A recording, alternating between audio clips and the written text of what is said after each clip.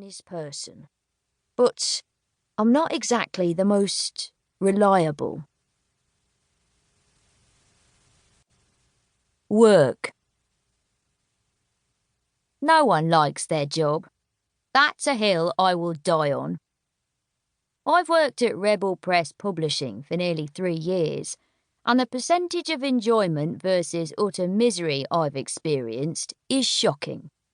Like most people, I fell into one job after another with my shiny degree that had little to no worth in a world where everyone has shiny degrees. There have been a lot of jobs along the way to get here too, none of which I especially enjoyed. But here at least I've got something I'm good at, no matter my distaste. Social media manager. That's right, I spend my entire day on Facebook and Twitter. On days when I'm feeling especially adventurous, I'll fire up Photoshop and make a bunch of beautiful images that fit perfectly into a square shape. I'm typically given a boatload of appropriate quotes to sample from, whether they're from reviewers or novels we're about to publish. I say we, like I'm in any way included here, but after 3 years of employment, everyone still calls me Em, I didn't realise you were in today. Wendy's one of the best-known literary agents at Rebel Press and tries her damn hardest to be on good terms with me. Not because she actually likes me, I hasten to add, but more because she wants me to prioritise her press files over the press files of every other agent and every other author.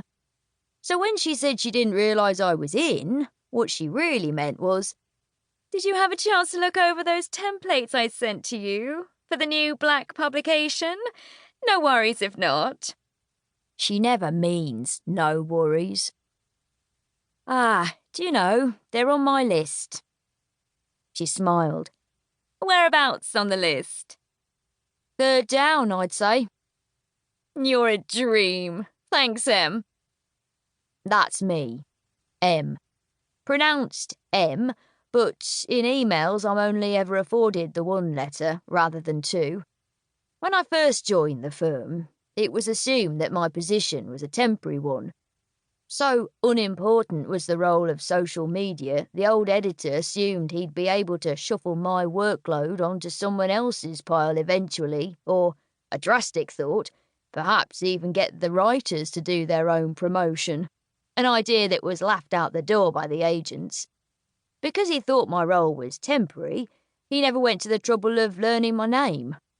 What he did do, though, whenever he addressed me directly, was start sentences with, is that something that can be pushed through Twitter more so?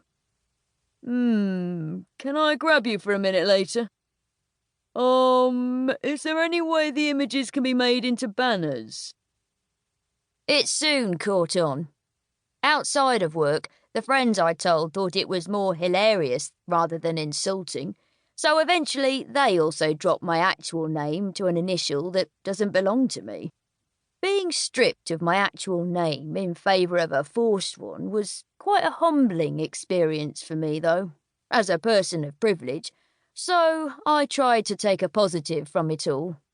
Plus, the office was full of intolerable tossers, and the less they knew about me, the better. Em, are you coming to the meeting in room A? Beverly peered over my monitor. Oh, Bev, Em isn't on the rota for it, Jonathan said, narrowing his eyes at his colleague. What's the meeting for? I asked. It's about Eleanor's plans for the Pattis series of books, which I don't think you're working on, Jonathan asked, his tone cutting. Or have the two of you made up? Not that I'm aware, I replied. I flashed him a tight smile and looked back at my monitor. Shortly after, the way they always do, they drifted away. They took a whisper of gossip along with them as they wandered down the corridor behind me. There's a certain smell, I think, to speculation and idle chatter. That's why you can always tell a newsmonger on a first glance, in my experience. They're the Beverleys and the Susans in any office.